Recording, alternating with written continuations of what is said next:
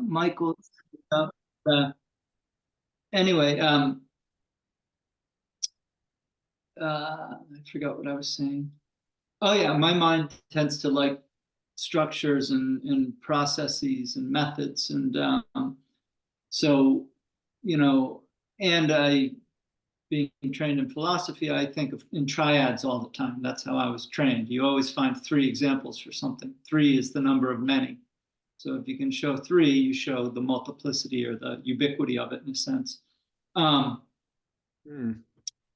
so the first thing is understanding, and I would say the three steps that I'm going to say here are interchangeable depending on how you want to put context to it, the story you tell. But it seems to me, based on trying to share this, that the first thing is understanding that there's a game to be played, that what you think the world is not what it is, and nobody's going to save us by inventing a new piece of technology or a new religion that's going to make everybody behave all of a sudden. The world is and always has been a shit show, and that's the reason that we have to seek salvation within. It's not going to be fixed out there. The second phase is seeing that, and that's this. Now, you could argue that seeing comes before understanding, but I find a lot of the time people, even though seeing can't not happen, people don't quite recognize it all often in my experience. They don't see that they're actually seeing. Like the idea that you don't see yourself doesn't represent to them what it should, in a sense. Once that happens, though, and understanding and seeing nourish each other, then there becomes knowing. And this to me is like Ramana's, nothing's ever happened. There has been no creation.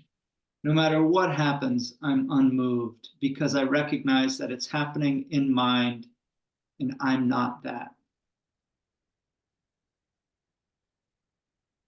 Yeah, beautiful.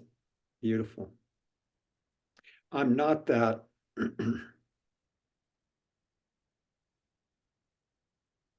I am the watcher of me. Mm-hmm. Mm-hmm.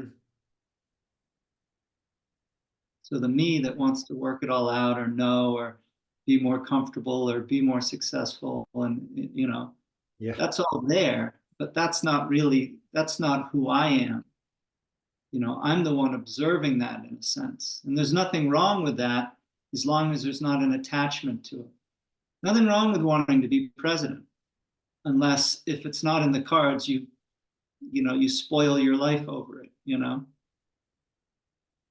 Yeah. Yeah. I find that the recognition that I don't know what my next thought will be. Yeah, huge. I have no idea, right? And it's a mind stopper. Or it It puts should be. in perspective, I guess. It's like this. I mean, but for years, I've used that in my practice and been amazed that it's like this. People gloss over it. It's like, yeah, really let that settle in. You don't know what you're going to think next. You never have, and you have zero control over what arises. And yet you want to identify with it and, pretend that's not true. That's the suffering. Yeah. Yeah. Pretend that's not true rather than inquire, Yeah. investigate what is actually happening here. Yeah. Fall into the mystery of what's actually so, But then, there's this whole other piece, and this is where it becomes, or at least it seems to me, very interesting in that you can understand all that, but then you have to transform the organism, the nervous system, and the series of habits that dictate the ego, the story, that lends support to the whole thing happening out there for me, has to be transformed And it's only done through this mind body play. And so, part of what I'm really wanting to do, and I haven't been focused on it for the last couple of years just because I've had so much life stuff going on. But what I intend to do more in the development of my work is bringing these two things together. Where, and to me, you could just use the word Tai Chi, because it's like one of the things that happens is it's like, okay, when we begin to look for who we really are, what's real, what's true, what's God, you could say, whatever you want to use. You take the word God, which nobody knows what it means, right? And then you replace it with, well, who you really are is love. But nobody knows what love means. You can't say. So we have all these words that are just a hall of mirrors. This word gets replaced with this word, but there's no substance behind any of them. And this only comes from the investigation of qualities in the somatic experience. Because we know what love is, but you can't say what it is. So it's not happening up here. But when we drop into silence, oh, it's love, it's peace, it's God. All these words are referencing something, but it's not a something like this. You know what I mean? It's like, so we have to get at it. It's like fear. What's fear? Any example you take, if you ask me what's love, and I said, oh, love is and there was a woman suckling her infant or something, you could say, and I said, that's love. Well, then if you walked around the world looking for that as what love is, and you saw two people making love, you'd be like, wait a minute. In other words, the words have multiple expressions because they don't mean a single thing. And so when the mind categorizes it like, oh yeah, it's love, and forgets that, well, wait, I don't know what love is, then we just live in words. In hell. Yeah, living in the mind entirely. Yeah. Yeah, I'm with you, Derek. In my experience, like what you're describing, returning my attention to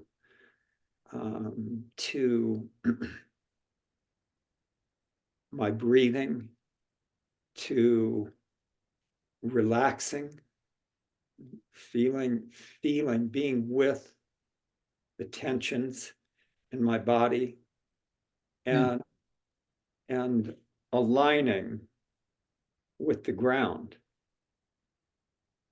All of these are those are real, and I think more than anything, perhaps is the relaxing, which is inseparable from the ground and really inseparable from breathing. But the act of relaxing and being really courageous enough to not know and to be in the actual experience of relaxing.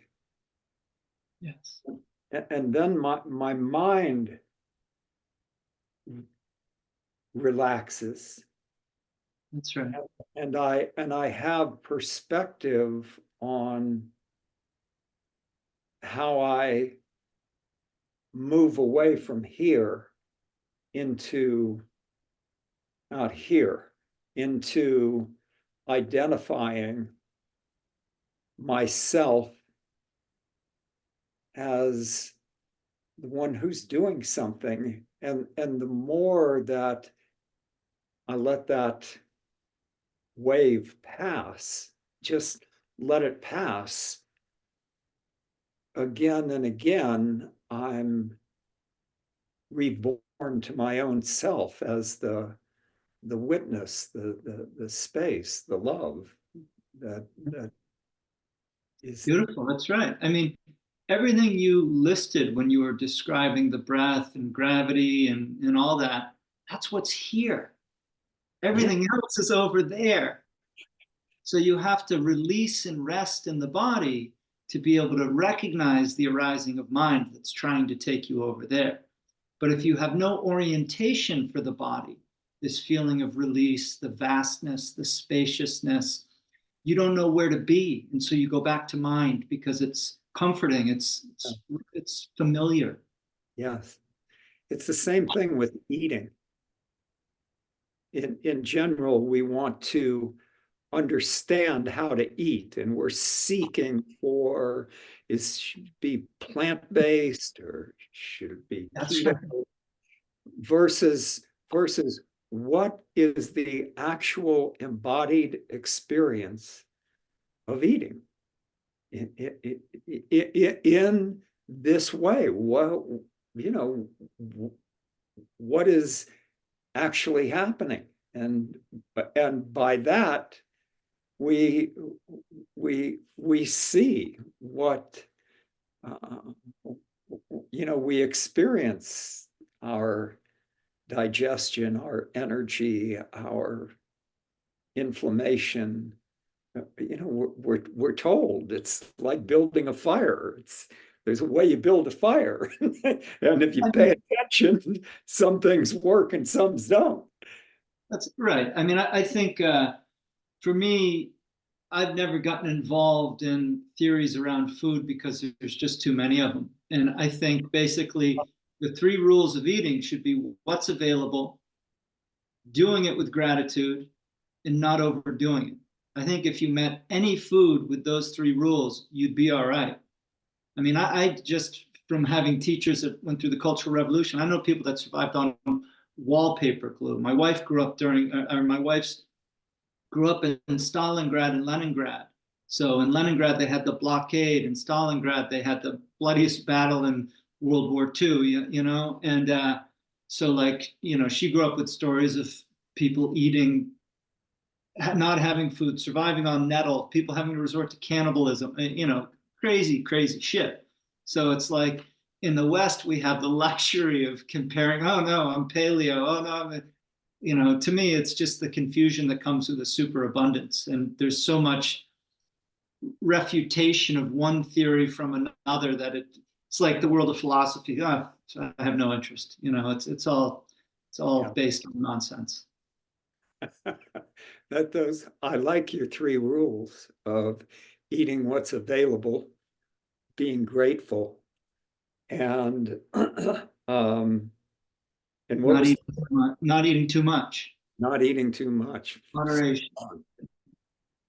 That's really, yep. I will make good use of that. Good. I hope so. And again, just as an aside, like that just emerges to me as common sense. It's not like those are even rules I'd articulated before, but just because we were having the conversation, that seems to me to be clear and obvious, and so much of it is this simplification of how far out you're willing to go. There's a great word that I picked up from listening to Bernardo Kastrup, who I really like in some ways. I mean, I really like in general, but he uses the word To who? Bernardo Kastrup. Otto. Bernardo Kastrup. Oh, He is I a don't guy know. who's created something called analytical idealism. He's a scientist, computer scientist, philosopher. And he's put out a lot of work in recent years. But he uses the word parsimonious a lot. Uh-huh.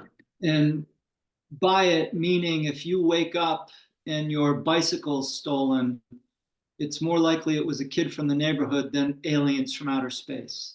The more far out the theory and explanation gets, the less likely it is to be true, right? There's usually something pretty simple.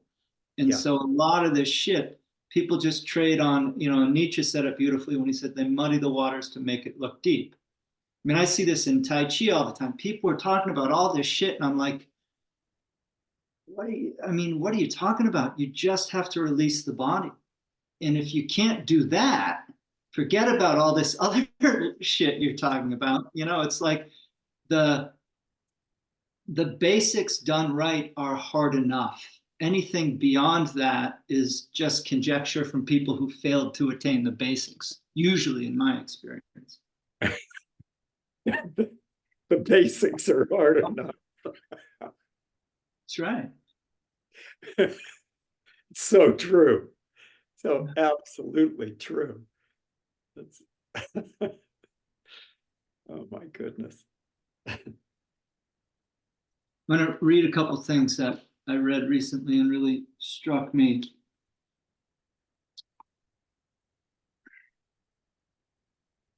Well, God is in the creation like the voice of the singer is in the song. God is in creation like the voice of the sinner The is in singer, the singer is in the song. Oh, that's great. right? Wow. Wow. And then a couple from Christian tradition, which again, to me, directly reference headlessness, but more to the point is the recognition of who and where we really are in this movement out of mind. And that is when he says, anyone who is thirsty should come to me and drink. Anyone who is thirsty should come to me Should and come to me and drink. that's Jesus, right? Mm-hmm. Mm-hmm. Yeah. Yeah. But it's also Christ. putting down the world, the Christ within. It's Yeah. not Jesus saying, you, Charlie, come to me, Jesus. Yeah, right. It's everyone come to center. See who and where you really are. Put down the world. And then this is perfect headlessness right here. All things were created in him and through him. He was in the world, for the world was created by him, but the world didn't recognize him.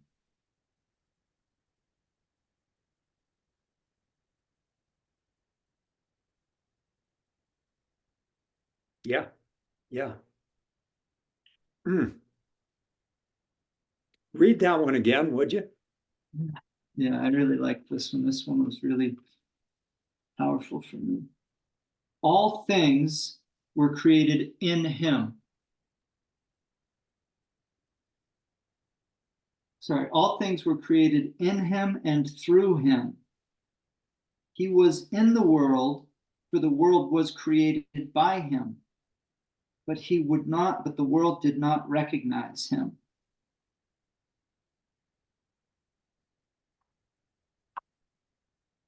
And this is true for each of us individually.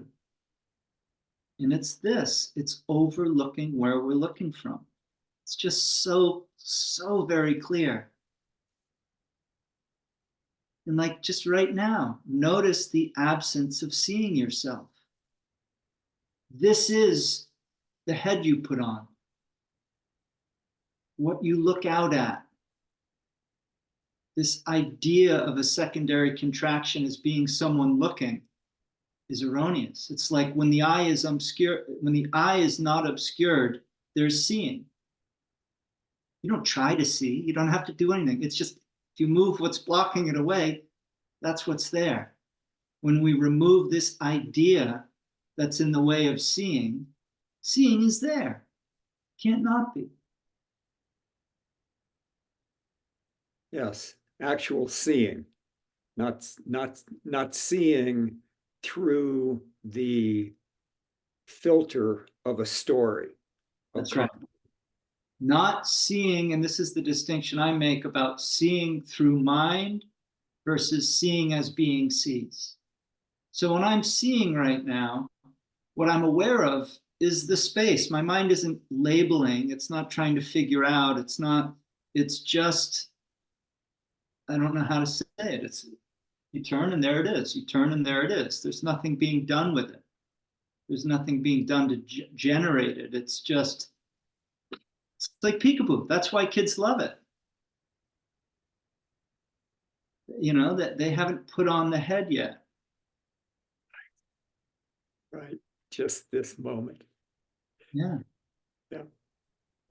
So it's really staying awake to that, not getting lulled back into the picking up the thought again. Yeah, as you say, how do I move away from that Exactly. realization? And what's here when I stop moving away? And can you discern? Can you feel movement? You know, you know, those things, segways, and now they've got those little mono boards that people ride, and it's like as you incline your body forward, that's what moves it forward. It's like that. Can you feel the inclination of your mind move up and out? And what if you just stop? Yeah, your mind, meaning me, this suffering self who is seeking some answer, some understanding that will relieve his suffering, and who is constantly terrified of the harm, the pain that may happen, and constantly seeking to flee and to escape pain and in all forms. And that's, he's always doing the same thing. That's all. That's the whole entire game is I'm suffering and I want to get out of here. Yes, but I'd also make a distinction that what you're describing to me feels a few layers more contracted into the having already done what I'm describing. That makes sense. What I'm talking about is even the one that's here right now, peaceful and free, can lose balance, and all of a sudden there's a movement, mind arises, and do I go with it or do I recognize it and come back? Yeah, yeah, It's not that I'm, you know, in other words, you're describing the result of not paying attention to this process and the whole sort of Gordian knot of self and the sufferer that emerges.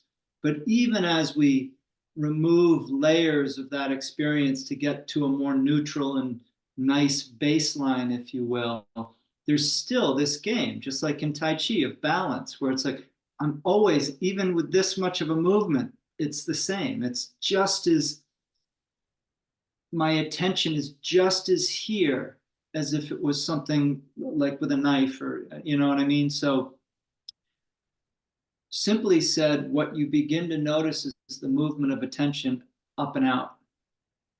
And that can be very subtle in the same way, like when we're moving, it's like, ah. And so part of moving in such subtle ways is developing the capacity to be aware of subtle movement. And that happens energetically. You know, it's just like noticing you're thinking about something that makes you angry and recognizing how tense your body might have become around that, you know. And it's being able to track that, so the moment whatever that thought might be arises and you begin to feel the body go into that pattern, the beginning to go into it sets off an alarm bell and you put it down. That's, in my experience, how we calibrate and tune the nervous system.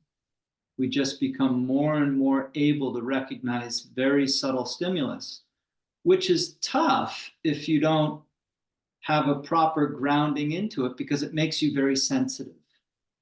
And if you're sensitive and you take it personally, then you get all that suffering that you're talking about. So it's like to be sensitive, but to be detached. That for me was a hard balance to find.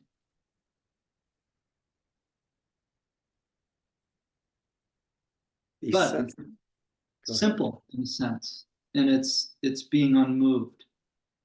For Well, me, one of the, yeah, sorry. discovering our innate immovability, our ever-present presence is, boom, new to the mind again and again. And in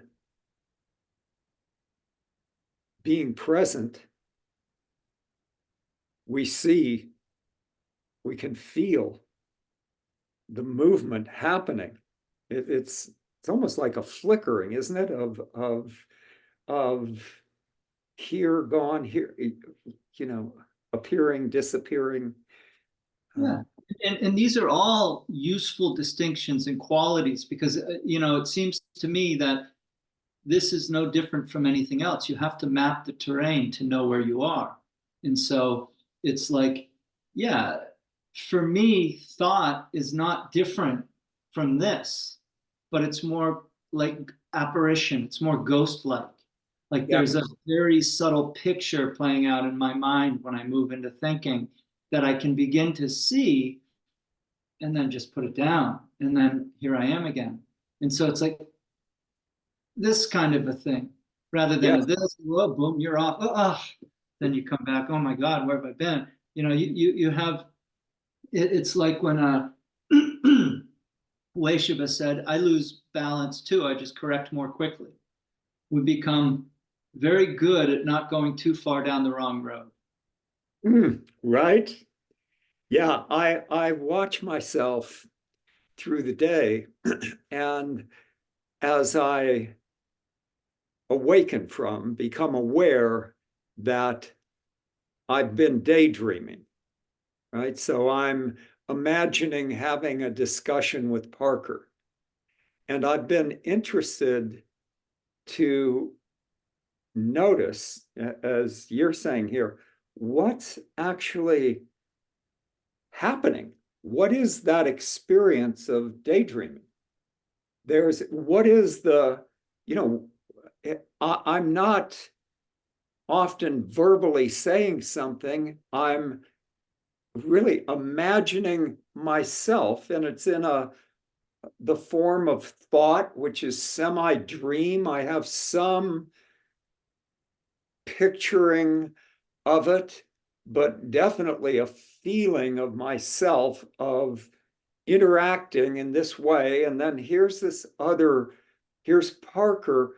What is the appearance that I'm calling Parker, that I wake up and say, oh, I was lost thinking about this? What is the actual experience of this other, and what does she look like, feel like? What's actually happening in my experience? It's very interesting. It's right there. I was, if you would, I was daydreaming this. What does that mean, daydreaming it? What's actually happening in my experience, and how does this then, as you say, it gives me I begin to start mapping unknown territory.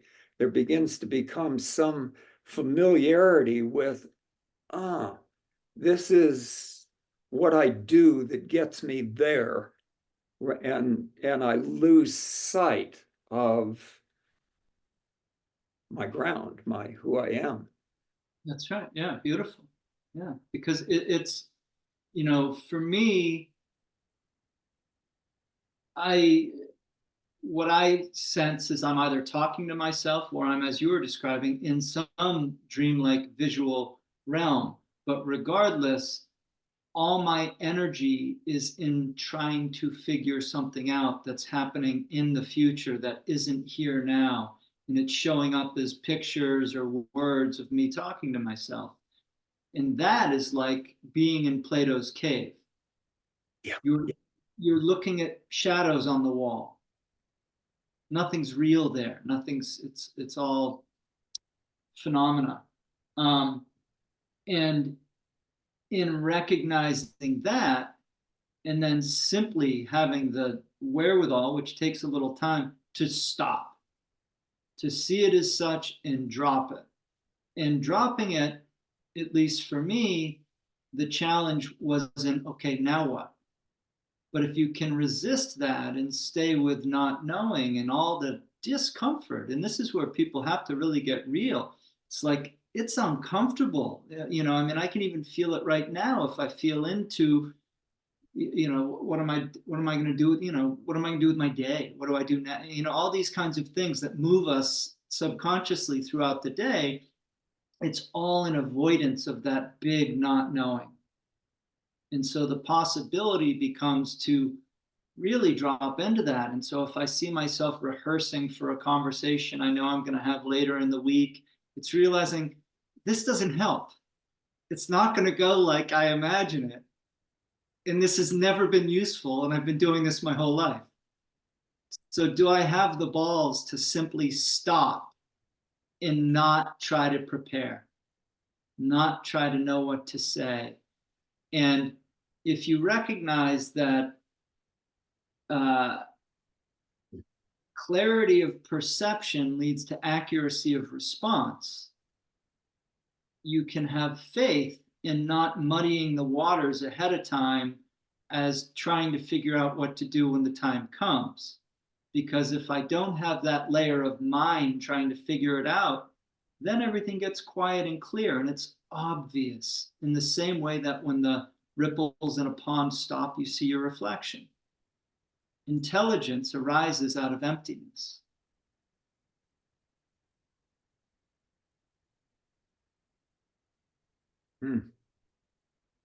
I wrote something the other day that's somewhat related, so I'm going to read it because I haven't read it since I wrote it, so I don't know how it is going to appear, but it strikes me that it's useful for this. My problem is I write things all over the place and then I never go back and look at them. I've got all these little, look like a crazy man. Emptiness is loving silence, a fullness of presence that can meet all that arises without entanglements or preferences, simple awareness of what is here. Say it again. Emptiness is loving silence, a fullness of presence that can meet all that arises without entanglements or preferences, simple awareness of what is here.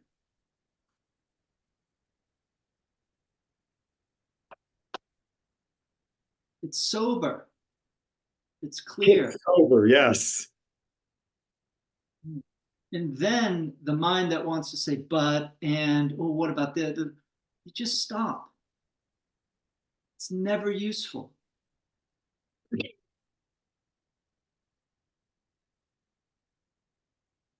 Oh, me. Oh, wow. And how, just relentlessly and endlessly the egoic self, the mind, transforms. There's nothing that's out of bounds for it as the doer. It's completely at ease with being, oh, now I'm absolutely ashamed and I'm a bad person, or taking any fucking thing. As long as it's me, it's just always me. It's constantly trying to wrestle victory from defeat. Every time you get clear, it will try in the subtlest way to flip it back around. Oh, yeah, now I get emptiness. Oh, yeah. I mean, and this is where it becomes really tricky, especially with the proliferation of information, is everybody knows a little bit too much. And so they think that they know, but they're still in the mind layer of it. The mind never stops. It's never going to say, oh, you got it, Charlie. Good job. You figured it out. And this is, at least for me, where it becomes really useful to remember. And this is kind of like with the rules of eating. It is a mystery. It is not going to be figured out. It has never been figured out. It is not meant to be figured out. And you will not figure it out. So drop into the mystery of it. Let that be all right. And then this mind that's constantly needing to be the knower can soften a little against that. But we lose sight of that. I mean, people get so serious about figuring it out in models and, nobody's going to explain any of this shit. And all the work we do to try and do that, at least to me, seems to be moving in the wrong direction. It's not making the world a better place. There's not more of all the things that we imagined science was going to deliver us to and from. It's actually sort of gone in the reverse. But then, you know, at least for me, it's comforting to realize, of course, because if we worked it all out there, we'd be out there. You know what I mean? Like the illusion Right. always has to be unsatisfying because it's not real. Yes. Yes. Hmm. I was writing this morning about um, about the um, idiocy of modern medicine and how it is completely self-fulfilling and self-enclosed and isolated. And a person who lives within our conventional system of medicine, uh, the fact is, as you were saying, is that sickness is rampant and increasing exponentially, completely out of control. And the illusion is that it's not. The narrative we're told is that It's getting we better. are healthier than ever and that more science is like right here, we can practically touch it. New breakthroughs in cancer, in everything you can think of, is here. And we who are telling you this, it's it's there's nobody that knows more about it than what we know. And one just it is ever that this is the only way it could be, and don't think outside this. It would be utter foolishness to think outside this. It's like, Yeah, I mean that's a cycle of control and ignorance, though, right? I mean the part of the problem, you know, is I'd say two things, and you know, you can't say this kind of thing to people because people want to live in their illusions. But the cure to every problem is A, to see who has it, and then the second great medicine is the willingness to swim away from this body like you would from a sinking ship at some point in time, because it's going there. It will never not be true. I read something too the other day that I quite liked. That was a succinct statement on health.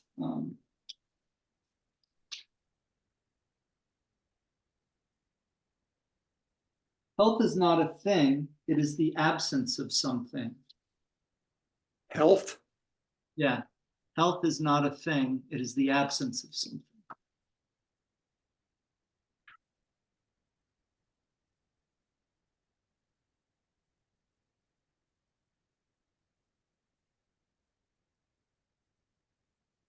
It's like death. It's not an event to be avoided.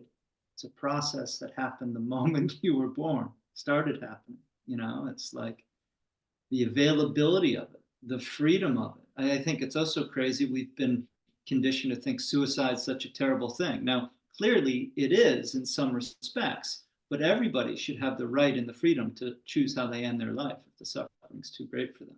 This idea that, oh, you're so selfish, you're this or that, it's bullshit. Nobody has any say on when anybody else should have the right to choose to live or not. At least it seems to me.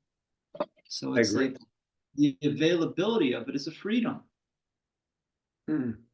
I just went through was one person in the process of uh, my second wife choosing to depart this world uh, by dying with dignity, and she chose to arrange everything and then choose to, by inhaling I think it was nitrogen gas, to pass. And I am filled with respect for her for what she did. It was really, really beautiful. Absolutely. And this is where you see a society trying to control that, trying to control that narrative, so pernicious. So it's just the other side of the health story, you know. It's like, Mm. and it's all happening out there, and it's all playing on fear, and it's just such a, um, you know, people avoid things that make them feel uncomfortable. And so death becomes this thing that everybody just moves away from their whole life, even though it's so clear there's no moving away from it. Yeah. And what comes to feel comfortable is what we repeat habitually, So, right? And then to change these deeply seated tendencies to performing these actions, whether it's daydreaming or eating or whatever we're doing, is it owns us. That's what Paul described. He said, saying, what is this power that compels me against my reason and will and better judgment to do that which I would not, and that which would the good that I would do, I don't do, and the evil that I wouldn't do, I do. Like how is this? See that we're and what you and I are talking about here and what you champion so beautifully is the becoming aware of what am I actually doing? How am I moving away from habitually, compulsively from this, from myself, from what is true? and then you realize that the man who doesn't think he's in error doesn't seek correction. And so Right. most of the world has no interest in this. But like what you were just describing with Paul, it's like with the mind. It's like once you realize you don't really like my eye observes me, right? So I want to do better things, but me keeps doing stupid things. You know, it's like that's the tension. And so it's this recognition that there is some part of this dichotomy here that's not under my control. And even though we can reel it in to an extent through changing habits and all this, the nature with which we show up is always beyond us.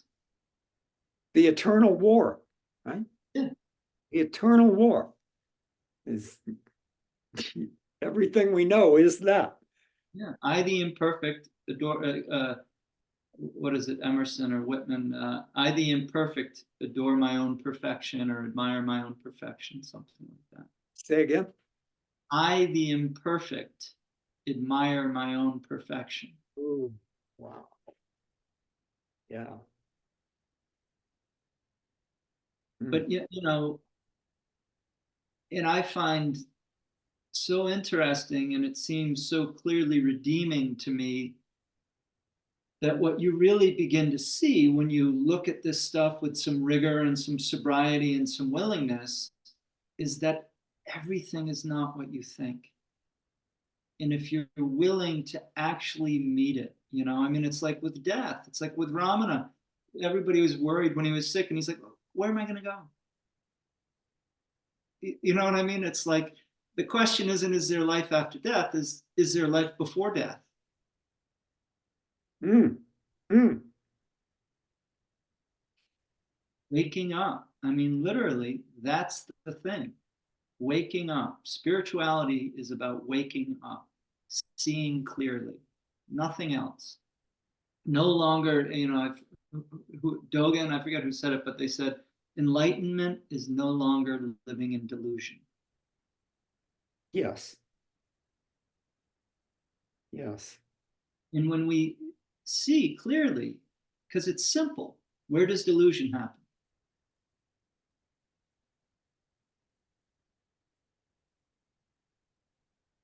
It's only one place. Right. All in mind. Totally. Confusion, all these things, they're all in the mental realm. If you put it down, they go away. Yes.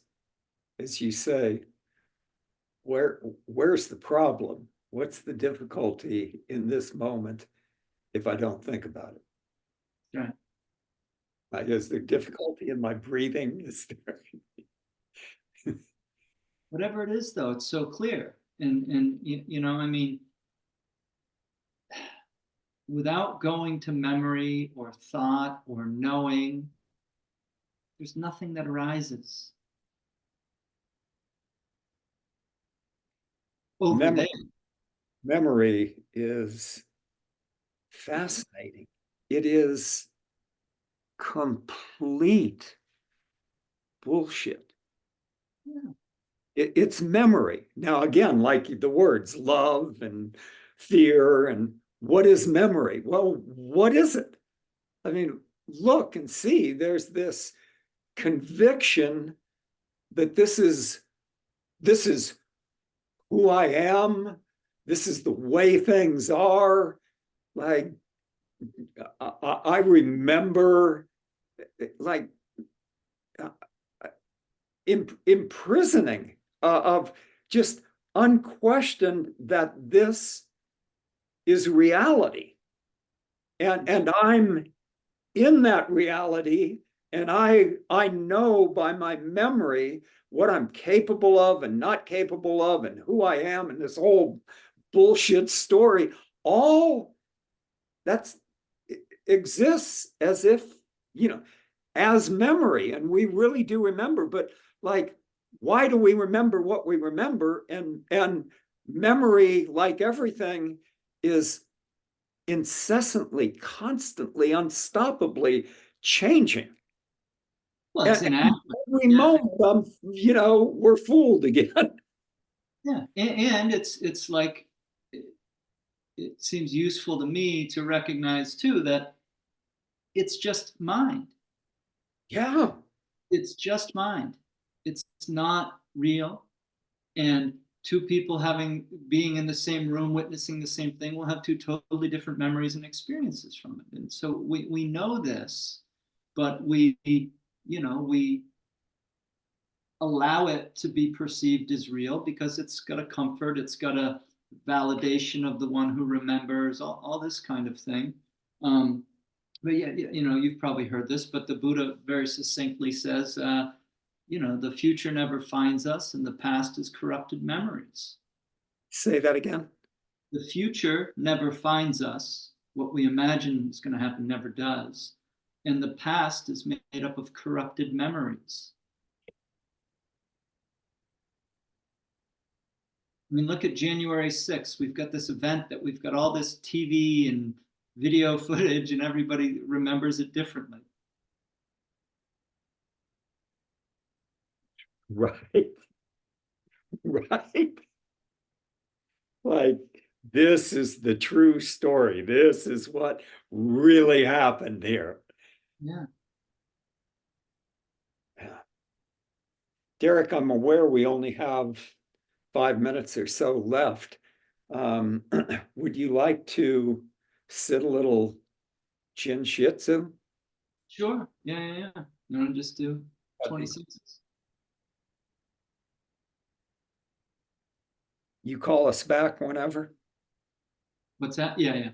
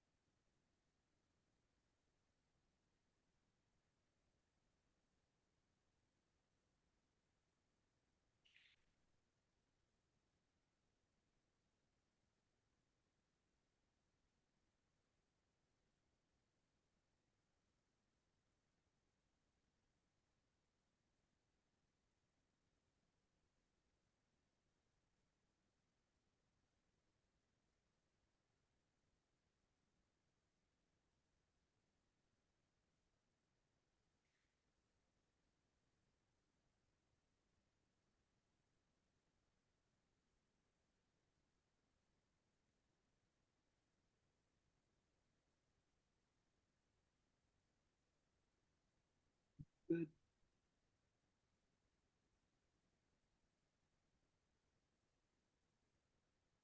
How you doing?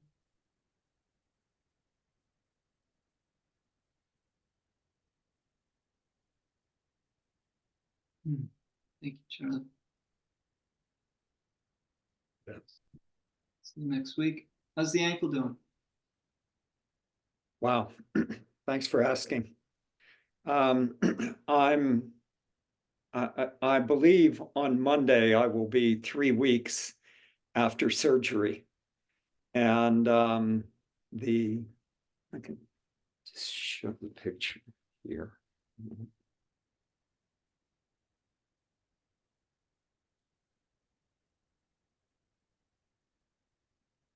Can you see? Oh yeah, So it's a scar right there. yeah. And there's others, but that's the main one. And my foot is now, it's not swelling much. The ankle swells some, but it's not swelling much. The every day the pain uh, decreases, and I become able to move in ways I had not before.